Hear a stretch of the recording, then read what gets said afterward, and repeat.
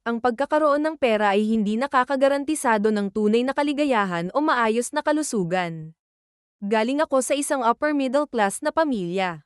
Lumaki kami sa isang bansa kung saan halos wala kang makikitang matinding kahirapan. Lahat ng kailangan ko, naibigay ng mga magulang ko. Una akong nagkaroon ng trabaho noong 20 years old pa lang ako, at hindi dahil kailangan, kundi para lang may work experience. Maganda rin naman daw ako, panganay na anak at unang apo pa sa magkabilang panig. Kaya hindi na rin bago sa akin na mas maganda ang trato sa akin kumpara sa iba.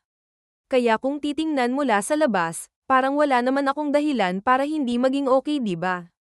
Pero ang totoo, hindi ko maalala kung kailan ako huling naging tunay na masaya. Hindi ko rin sasabihin yung gasgas na linyang hindi nabibili ng pera ang kaligayahan dahil, to some extent, mabibili naman talaga nito ang comfort. Pero pansamantala lang, yung ligaya ng may binili ka. Iba yun sa kapayapaang panloob at kontentong puso. Simula 12 years old pa lang ako, may malala na akong anxiety. Paulit-ulit akong na-heartbroken, ilang beses na ring nagkasakit dahil sa walang disiplina sa pagkain o diet, lahat ng klase ng eating disorder, dinaanan ko. Wala rin akong talagang close na kaibigan. Para bang nakalimutan ko na kung ano yung pakiramdam ng pagiging okay lang. Ang punto ko lang, kahit parang panlabas na problema lang ang pinansyal para sa karamihan, hindi doon natatapos ang mga pagsubok sa buhay.